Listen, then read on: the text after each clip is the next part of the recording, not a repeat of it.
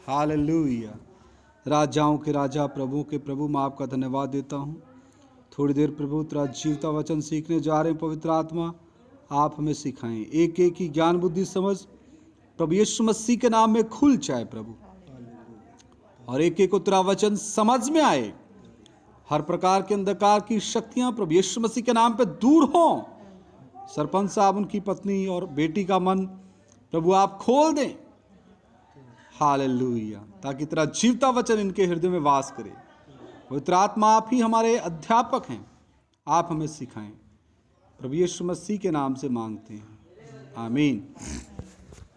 आइए हम कुछ देर परमेश्वर के वचन के ऊपर मनन करेंगे। वचन सीखना बहुत जरूरी है। दूसरा तीमुथियुस, प्रेरित पौलुस तीमुथियुस को क्या कहता है? प्रेरित पौलुस तीमुथियुस को एक बात देता है, एक वचन देता है। पहला तीमुथियुस 4 अध्याय 10 वचन से मैं पढ़ना चाहूँगा। पहला तीमुथियुस 4 अध्याय 10 वचन से। क्योंकि हम परिश्रम और यत्न इसलिए करते हैं। अभी बड़े परिश्रम के साथ, यत्न के साथ परमेश्वर ने मुझे आप लोगों के बीच में भेजा है। मुझे कोई ऐसा वायरस नहीं काटा कि मैं पागल हो रखा हूँ, घूमता फिर रहा हूँ, डीजल फ्री में जलाता घूम रहा हूँ।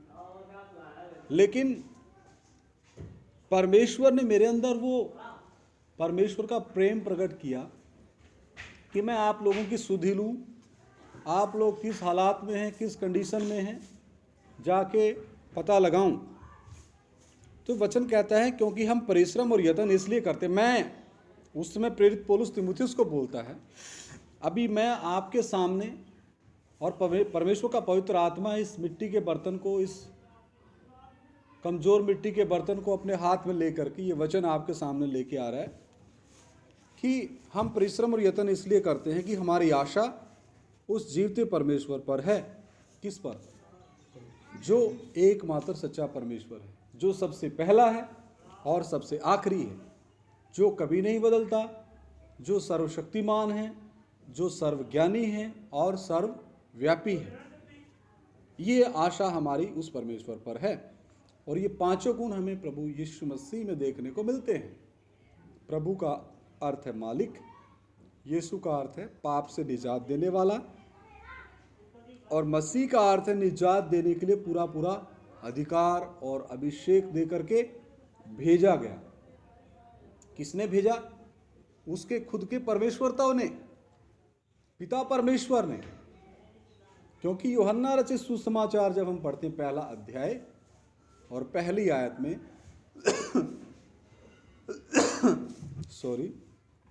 वहां लिखा, आदि में वचन था, वचन परमेश्वर के साथ था, और वचन ही क्या था?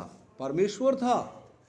और यूहन्ना रचित सुसमाचार 1:14 में लिखा है, वचन देहधारी हुआ है। वचन ने क्या की? देह धारण की। तो फिर वो देह धारण क्यों हुई? हमारे पापों और श्रापों के लिए वो देह ने बलिदान होना था, दोष बलि होना था, उसने हमारे स्थान पे मरना था। क्यों? आदम ने शरीर में रह के क्या किया? पाप किया। वो एक मनुष्य के पुत्र के तौर पे भी जाने जाते हैं। प्रभु यीशु मसीह 100% मनुष्य हैं और 100% अंदर से परमेश्वर है। हालेलुया। और वो दूसरे व्यक्तित्व में हैं। दूसरा व्यक्तित्व, जैसे अभी आप सरपंच साहब आपके पति हैं, गांव के लिए क्या है? सरपंच हैं। 2 व्यक्तित्व हो गए। बेटी के लिए क्या है? बाप हैं। ये तीसरा व्यक्तित्व हो गया। लेकिन व्यक्ति कितने हैं? सरपंच साहब एक ही है ना। व्यक्ति कितने? एक है। व्यक्तित्व क्या है? अलग है।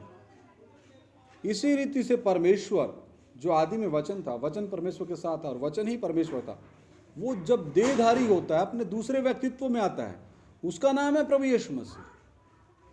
और यहाँ पे लिखा है कि हम परिश्रम और यत्न इसलिए करते हैं कि हमारी आशा उस जीवते परमेश्वर पर है, जो सब मनुष्य का और निज करके विश्वासियों का उद्धार करता है। उसने हमें उद्धार दिया, क्रूस के ऊपर उसने जान दी। वो हमारे पापों और श्रापों के लिए मारा गया है। जहां जिस क्रूस के ऊपर हमें लटकना था, क्योंकि रोमियो की पत्री साफ तौर पर बोलती है। जब हम रोमियो की पत्री में देखते हैं, रोमियो की पत्री 5 अध्याय का 8 वचन जब हम देखते हैं, परंतु परमेश्वर हम पर अपने प्रेम की भलाई इस रीति से प्रकट करता है, जब हम पापी ही थे तब मसीह हमारे लिए मरा। वचन क्या कहता है? जब हम पापी ही थे तो मसीह यीशु हमारे लिए मरा। हालेलुया। तो प्रभु यीशु मसीह कौन है? वो आदि है और अंत है, और जब वो वचन देह धारण करता है, उस देह ने हमारे स्थान पे मरना है।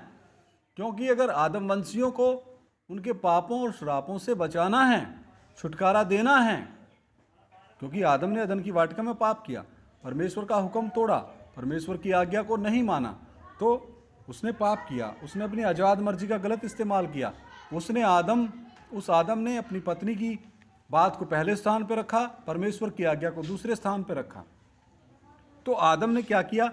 अनाज्ञाकारिता का पाप किया, हुक्म अदुली की, हुक्म तोड़ा, और फिर पाप उनके जीवन में आया, और पाप के साथ साथ मृत्यु आई, और मृत्यु फिर सभी मनुष्यों में फैल गई। ये हम पढ़ते हैं रोमियो की पत्री 5:12 में। इसलिए जैसा एक मनुष्य के द्वारा पाप जगत में आया और पाप के द्वारा मृत्यु आई, और इस रीति से मृत्यु सब मनुष्यों में फैल गई, क्योंकि सबने पाप किया है। रोमियो 3:23 भी कहता है सबने पाप किया, सब परमेश्वर की महिमा से रहित हैं।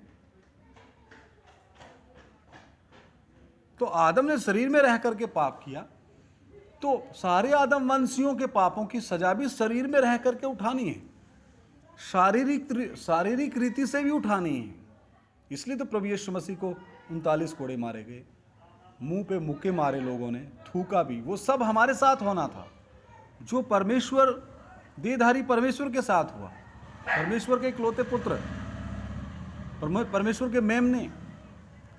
और अगर परमेश्वर के न्याय को किसी ने उठाना है, पाप की मजदूरी क्या है? मौत। मौत मतलब नरक की आग। तो अगर आदम वंशियों के अधर्म और उनके पापों और श्रापों की सजा को किसी एक ने उठाना है, वो क्या होना चाहिए? शरीर में होना चाहिए। और उस शरीर के अंदर क्या खूबियाँ होनी चाहिए? वो कुंवारी से जन्मा होना चाहिए। नंबर 2, वो निर्दोष हो। नंबर 3, वो निष्कलंक हो। नंबर 4, वो निष्पाप हो। नंबर 5, वो पवित्र हो।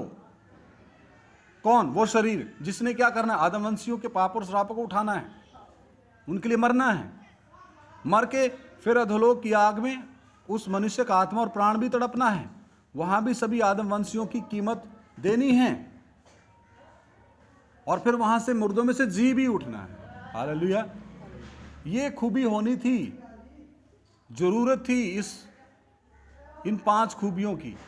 सबसे पहले कुंवारी से जन्मा हो, दूसरे नंबर पे निर्दोष हो, निष्कलंक हो, निष्पाप हो, पवित्र हो। कौन? वो बलि जो हमारे लिए बलिदान होगी, जो आदम वंशियों को उनके पापों और श्रापों से छुड़ाएगी। तो ऐसा पृथ्वी पे कोई था ही नहीं, इसलिए तो परमेश्वर देहधारी हुआ, अपने ही न्याय की सजा को खुद दूसरे व्यक्तित्व में उठाया। हालेलुया। इसलिए तो यूहन्ना 3:16 कहता है, परमेश्वर ने जगत से ऐसा प्रेम किया, अपना इकलौता पुत्र जगत के लिए दे दिया, ताकि जो कोई उसके ऊपर ईमान लाए वो नाश ना हो, बल्कि हमेशा का जीवन पाए। हालेलुया। तो वापस हम 1 तीमुथियुस में आते हैं। 1 तीमुथियुस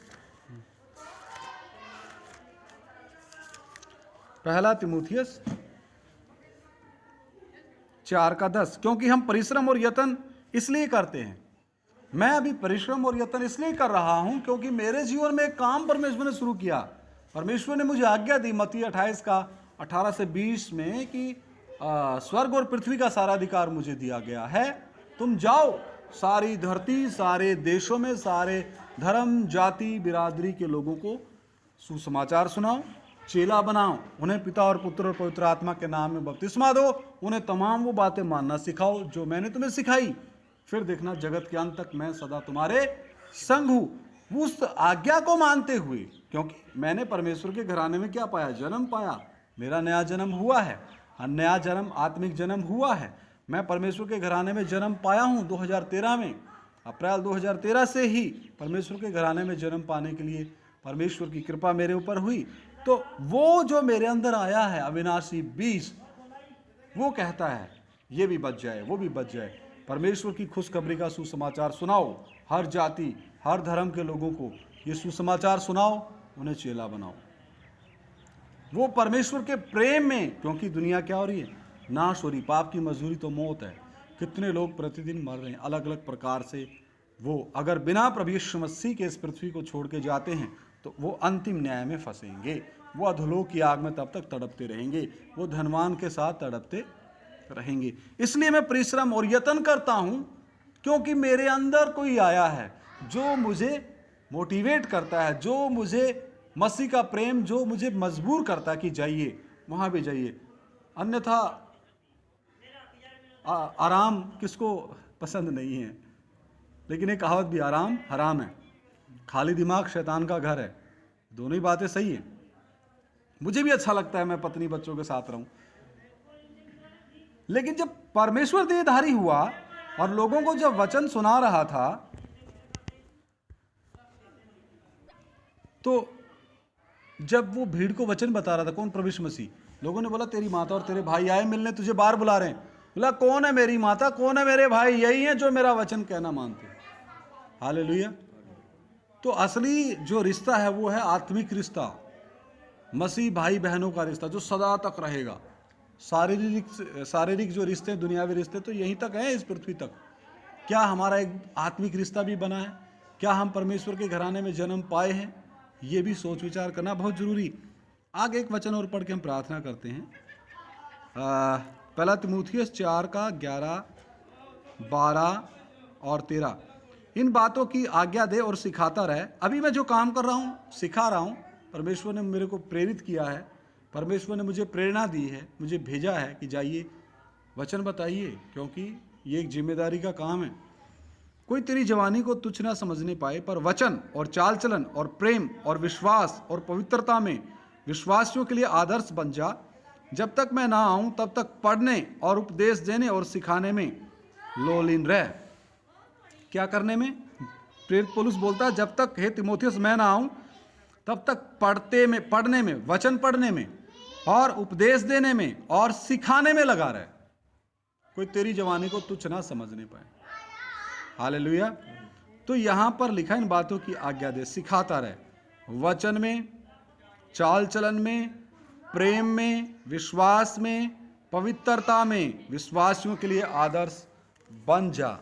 तो अगर हमने आदर्श बनना है तो परमेश्वर के वचन को पढ़ना है, मनन करना है, उसके अनुसार अपना जीवन बनाना है और उस वचन से शक्ति प्राप्त करनी, ऊर्जा प्राप्त करनी, और उस ऊर्जा को प्राप्त करके बल पाना है। बल प्राप्त करके अपने परिवार को बचाना है, अपने रिश्तेदार को बचाना है, अपने पड़ोसियों को बचाना है। वचन में लिखा है पहले खुद बचना है, फिर दूसरों को बचाने लायक बनना है, परमेश्वर से सामर्थ्य पाना है, पवित्र आत्मा की शक्ति पाना है, उसके पश्चात एक आत्मिक लड़ाई में आगे बढ़ना है। हालेलुया। खुद बचे नहीं, दूसरों को गवाही देने लग जाएं, वो भी एक गलत चीज़ है। उससे फिर बहुत ही बुरी कंडीशन हो जाती है इंसान। आइए सर झुकाएं, प्रार्थना करें। महान जीवते प्रभु, मैं आपका शुक्र करता हूँ पिता, ये परिश्रम और यत्न 30 गुना, 60 गुना नहीं, 100 गुना फल लेके आए प्रभु, जो इस परिवार के प्रति किया गया प्रभु। इस पूरे परिवार को खुदावंत तेरे लहू से ढक लो, इनको आत्मिक रूप से बेदार कर दो प्रभु, और तेरा नाम इनके जीवनों में महिमा पाए। अपने हाथ में लेके इस्तेमाल कर प्रभु। सरादर, महिमा, जलाल मैं तेरे नाम को देते हुए ये प्रार्थना हमारे उद्धार के कर्ता प्रभु यीशु मसीह के नाम से मांगता हूँ, सुनो और ग्रहण करो। आमीन। सभी को जय मसीह की।